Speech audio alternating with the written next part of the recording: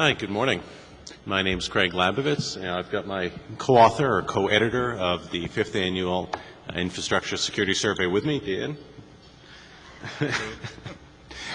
And we're both from Arbor Networks. So for the last 5 years, we've been sending out surveys. For the last 5 years, some of you in the audience have been answering, responding to the surveys. The surveys typically are focused on infrastructure security, generally dealing with Tier 1, Tier 2, larger backbones, more focused on infrastructure and certainly not on enterprise, consumer, other security issues. This year, we're happy to see that we had the largest survey ever, up from 66 last year to 132 respondents, generally the lead security or traffic engineer at each internet provider or content provider. I will say, though, with the growth of the doubling of the respondent pool, the focus of the survey shifted a little bit in that we had much broader participation from smaller networks, Tier 2s, Tier 3s, so a little bit of a shift of focus from a lot of the Tier 1s and larger networks of the past as the respondent pool grew. The survey covers North America, Asia, Europe, and you'll see some of the breakdowns of the different size of the respondents. And the time period, again, is Q3 2008 to Q3 2009. So we'll first start with the good news. You know, going back to about 2000, 2001, we had a nice pattern going. Each year, as we asked survey respondents about what was the largest DDoS attack, volumetric DDoS attack you saw in the wild, each year basically the numbers doubled from the very impressive 400 meg in 2001 to 40 gig last year. And we actually kind of expected we were going to continue the growth curve for a little bit. Somewhat, at least to my surprise, or at least a little bit surprised, we might actually be seeing a leveling off. You know, it was only 49 gig was the largest attack in the wild last year. I don't think we have a lot of insight into why it might be leveling off. Again, this is the largest reported by any of the respondents. But, you know, clearly as you've got OC182, OC48 backbones, other than bragging rights, getting beyond 40 gig is probably a little bit of diminishing returns, and actually probably gets harder and harder to actually transit across the country, across the Pacific or Atlantic. So I think that was perhaps the good news, and then the rest of the talk will be about the not so good news or the other types of news in the survey. So another, I think, focus of the questions were on what scares us. Actually, I think the question was perhaps worded a little more academically of what is the largest security concern you have the next 12 months, but it's basically what scares the respondents, what scares the community. I think not surprising, as it has in the past several years, DDoS and volumetric DDoS attacks are at the top of the list, followed by botnets and credential phishing attacks. I will say that as we go through the rest of the talk, there is a growing concern over not so much volumetric DDoS attacks, but attacks targeted against SQL, load balancers, DNS, and indeed several prolonged outages in the last year focused more on components of the distributed infrastructure. I also always feel a little bit badly for DNS, worms, BGP. You know, immediately after some of the papers come out, after some of the DNS cache poisoning, DNS grew in the rankings and the concerns. Now that there hasn't been a DNS attack in a while and we haven't had a worm, you know, the audience, the respondents forget about it, and now worms and BGP all are at the trailing edge, around 5% of a concern amongst the audience pool. And, you know, today, though, I think that there is, as I mentioned, I think growing focus on some of the service level attacks, that most of the attacks out there are fairly brute force, dumb attacks, filling up pipes, taking out load balancers, they're PPS, BPS attacks. From the survey results in terms of respondents characterizing the type of attack they saw, about 60-70% were flooding attacks or TCP/SYN fragment-based attacks. We are seeing, I think, going up from 4% or 3% last year. It's still not the majority of attacks, but a growing number of application and service level attacks being reported, again, against things like SQL, DNS, load balancers, very expensive web queries, back end, and so on. You know, we asked other questions about, there's lots of bots out there. If you have visibility into characterizing how are the bots being used, what are the botnets being used for as they attack your infrastructure or your customers. And again, not surprising, DOS and spam, as they did last year, take the top list, that there's ever-growing pools of bots, ever-growing commercialization of botnets out there, and increasingly being used for different types of financial attacks, phishing attacks, spam, as well as click fraud, ID theft, and others. And you know, one of the reasons I think that brute force attacks, flooding attacks, continue to be so prevalent and dominate is simply because they work. As we look at survey responses, and again, the survey responses are skewed a little bit this year as we've got many more smaller networks participating in the survey. But as we ask questions about how do different networks respond to DDoS volumetric attacks, most of the providers, are still using ACLs, or they're doing either source-based or destination-based black holing and, completing the attack. We do see, I think, a little bit of a growth from 14 to 18% in networks reporting that they use intelligent filtering, a Cisco Guard or Arbor product or other products to ameliorate some of the larger DDoS attacks out there. And we continue to see, I think most of the market has shifted, or something approaching 60% has shifted to using commercial detection tools to detect the attacks, whether they're offering a clean pipe service or just protecting their own infrastructure or the types of managed DDoS services. And I think as we have in last year, the results haven't changed much.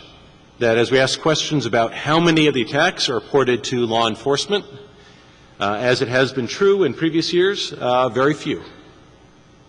I think something like, I don't know what the results are, 60–70% reported 5 or fewer attacks.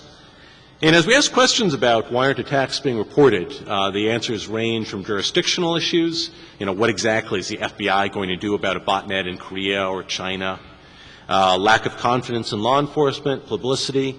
Others reported just the sheer volume of attacks made it impractical to actually report every one.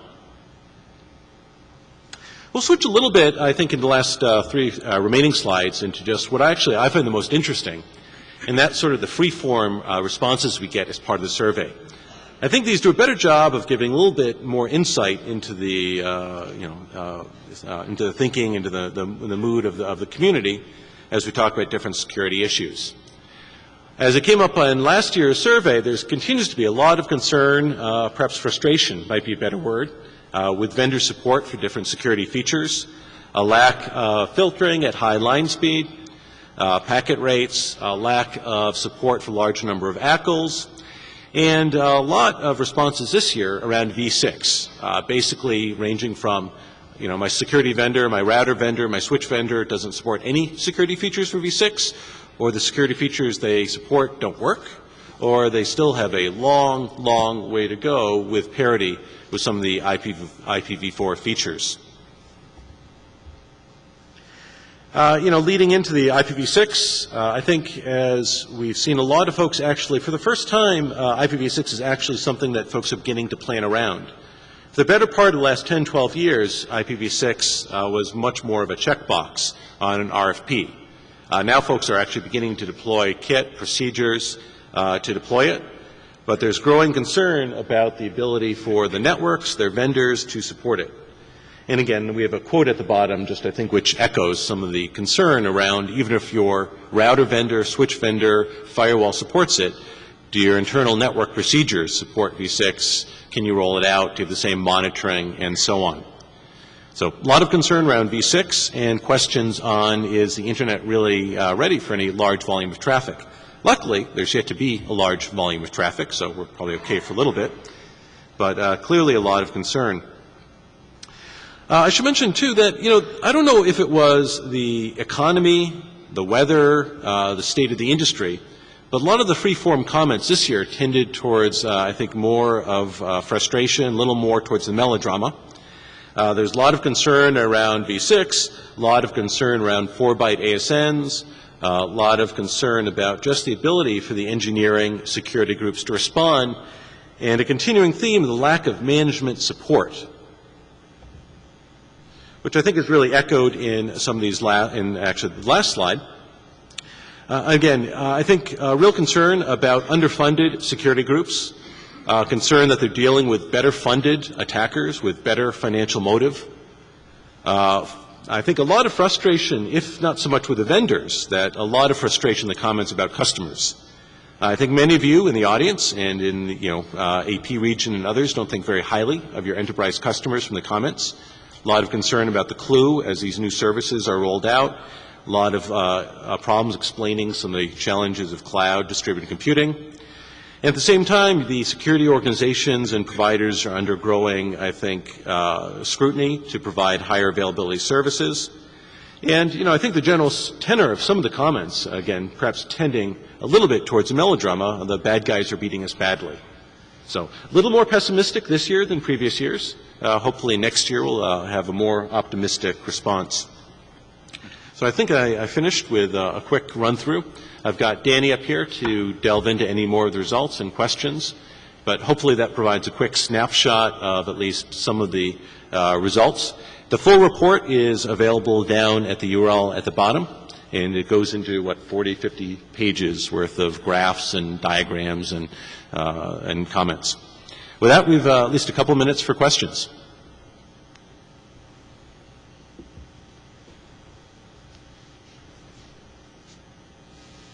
Hey, Craig. I'm Tom Daly with Dynink. So, in your survey, did you ask any questions about, mitigation tactics that service providers can give to their customers that are essentially customer initiated, not necessarily like a clean pipe, anti-DDoS service, but more so, around BGP flow spec or web portal for configuring ACLs, that sort of thing, and are ISPs able and willing to do that for their customers for the most part? So is this microphone on? Can you hear me? Okay. So we did actually ask the question about some of the mitigation techniques that providers employ. I don't think we expressly asked the question about customer triggered services that could be diversion like destination or source-based black hole routing or BGP flow spec or DNSA record changes, something to that effect. So maybe that's something we should split out in the next one.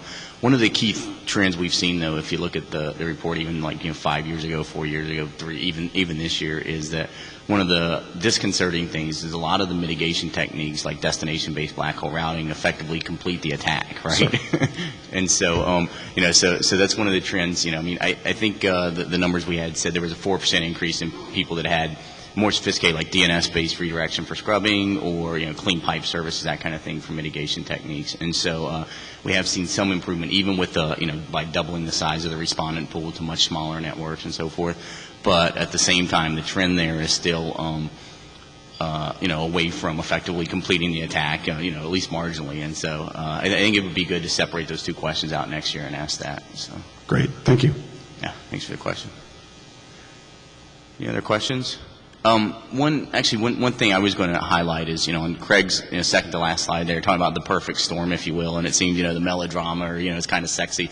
One of the interesting things here that was a resounding theme, and pretty much everyone that responded to the survey were sort of the systemic effects of like DNSSec, right? If you guys have been paying attention, the routes been signed, and the DS records aren't there yet, but there's a unvalidatable zone that exists right now. And the thing with this, right, when I say systemic effects, is this thing happens at the root DNS system somewhere else on the internet, and that has impacts on your customers, whether you assign your own zones or not, right? This might increase call volume in your help, at your help desk and so forth. So whether you do anything to your network or not, just like 32-bit ASNs, where somebody could mispackage something at some far remote place on the internet, and that can impact stuff on your network. And so, whether you do anything expressly or not. And so you as a network operator, you have to be paying attention to this, much less wrapping your tools and other packages around it.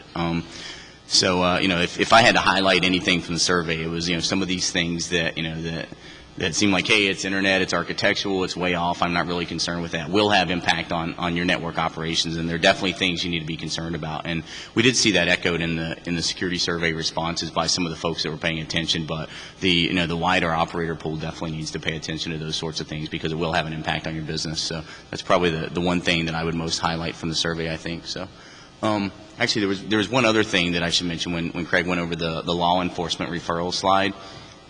Is as we went further sort of down market, if you will, with some of the survey response, we got more smaller survey respondents to reply. The referrals to law enforcement, one of the reasons that number is really low, it's much lower than I thought it would be, is because most of the operators don't see it as their obligation to notify law enforcement if one of their customers gets attacked. They usually contribute data or assist in any way possible, but they don't actually notify law enforcement themselves. They might work with a customer on that. And so as you get more insights, they may engage more with law enforcement. And there are a lot of comments about, the effectiveness of law enforcement and so forth, as Craig alluded to. But anyway, that's one of the reasons why that's such a low number is because the ISPs or the transport providers don't see it as their responsibility per se to, to engage law enforcement directly on behalf of the customer. So anyway. So the link was on there, I guess, if you want to wrap that up.